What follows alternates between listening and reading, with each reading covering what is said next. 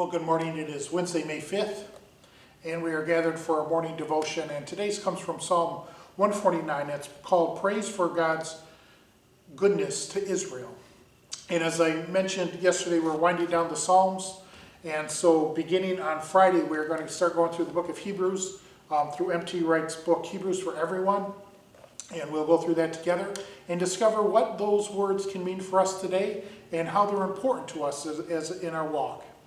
So Psalm 149, praise the Lord. Sing to the Lord a new song, his praise in the assembly of the faithful. Let Israel be glad in its maker. Let the children of Zion rejoice in their king. Let them praise his name with dancing, making melody to him in tambourine and lyre. For the Lord takes pleasure in his people. He adorns the humble with victory. Let the faithful exult in glory. Let them sing of joy on their couches.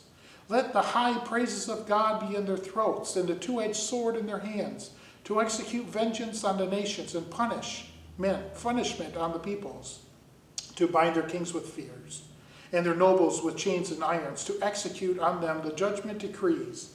This is the glory of all his faithful ones. Praise be to God.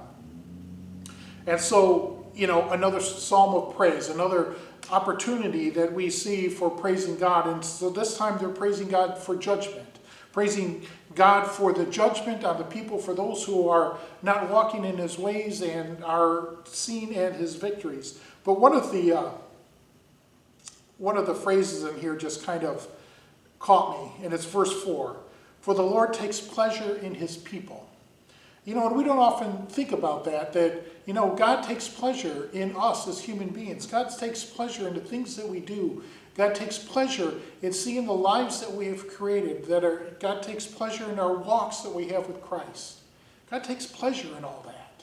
And it's something we don't think about or talk about very often. We say, what is our purpose on earth? And that's to glorify God and to do the good works that God has before us. But what does God see in this? God sees somebody that brings him pleasure. And that just fills my heart with joy to know that the things that we do can please God.